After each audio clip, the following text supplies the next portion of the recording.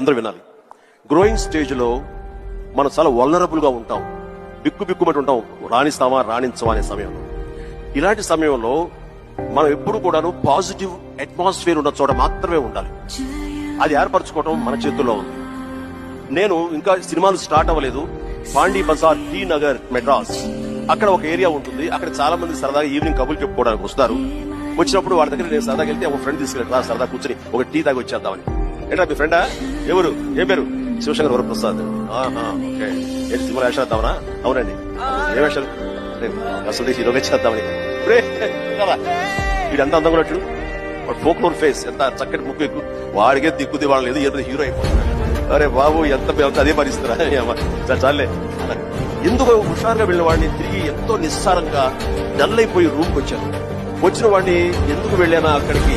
నేను ఏ వ్యక్తిగత వికాస పుస్తకాలు చదవలేదు, ఏ గురువులు లేరు, ఏ సద్గురువులు లేరు, నాకు ఎవ్వరూ లేరు. ఆ టైంలో నా ఆంజనేయ స్వామి నేను ఇంటరాక్ట్ అవుతాను, చేసుకుంటాను, నా బాధలు ఆయనతో చెప్తాను, ఆయన నాకు సమాధానం చెప్పి